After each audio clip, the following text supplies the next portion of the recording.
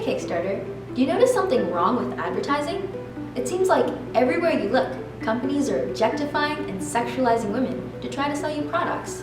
Women are portrayed as prizes to obtain and sex objects to take pleasure from.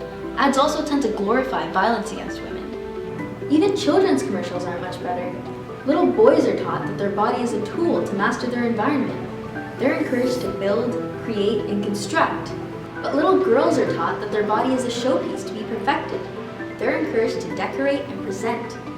So what can we do about this? Well, the first step is awareness. It's important to make people aware of the negative impact of constant exposure to these types of messages. There are a lot of organizations out there raising awareness for these issues, and I have the utmost respect for them. But it's not enough. People are constantly being bombarded with media and advertising that teaches them that women are objects whose value comes from their appearance. An awareness campaign simply makes people realize that this is happening. We need media and advertising that directly counters these messages. My name is Amelia, and I've just started a company called Feminist to do exactly that. Feminist has two goals.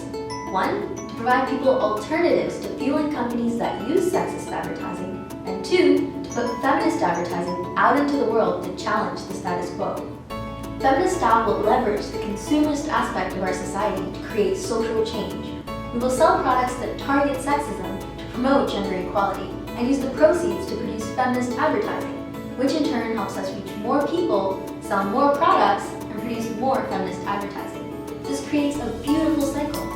With this system, if people want social change, it is going to happen. So what exactly are we selling? The possibilities are endless, but you gotta start somewhere.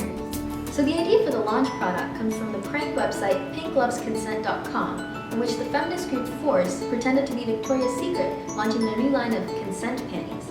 This got a lot of people talking about consent for a while, but it eventually died down. Imagine the impact and social change that could be created if products like these were out there in the market, actually competing with products like these. Imagine a world where teenage girls weren't simply taught that this is what sexy looks like, because they're also constantly being exposed to this. Feminist Style is working to make that happen. We'll be launching with 20 designs of panties and boxers, all with messages of consent. You can check them out below.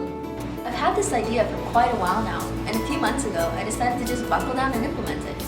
I decided to launch with a line of consent panties because it targets the very important and prevalent problem of rape culture in our society in a way that's already proven to be popular.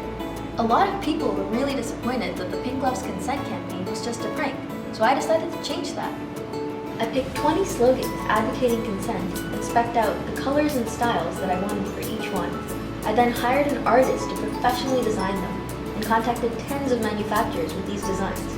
I've gone through samples from several different manufacturers to get the absolute best quality. At this point, I just need to place the mass order and set up the online store. Over the next few months, you're going to need to buy underwear anyway. The question is, will you buy panties like these and fuel advertising like this, or will you take a stand for social change?